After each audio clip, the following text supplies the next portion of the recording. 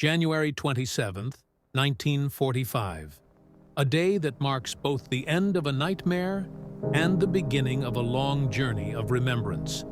The Soviet army, advancing through Nazi-occupied Poland, reached the gates of Auschwitz, the largest and most notorious of the death camps.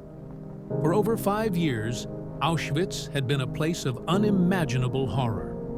More than 1.1 million people, mostly Jews, were murdered within its walls.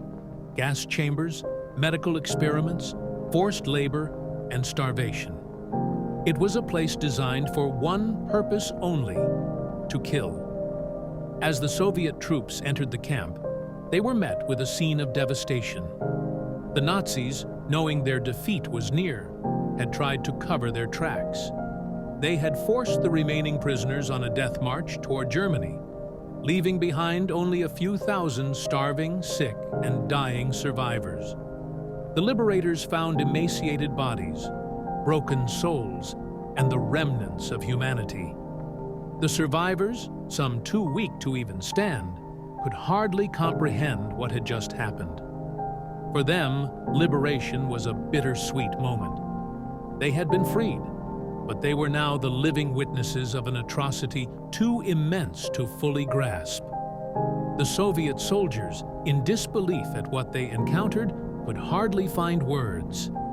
They found traces of the horrors, piles of personal belongings, gas chambers, and crematoriums still standing as silent witnesses. They understood they were not just liberating a camp. They were uncovering a history that needed to be told. Auschwitz was no longer a place of death, but the scars of its legacy remain etched in the hearts of those who survived and the memories of those who didn't. The liberation marked the end of Nazi rule in Auschwitz, but the story of those lost there, the millions who never made it out, would never be forgotten. Today, on January 27th, we remember the survivors. We remember the victims. And we vow to ensure the world never forgets the lessons of Auschwitz.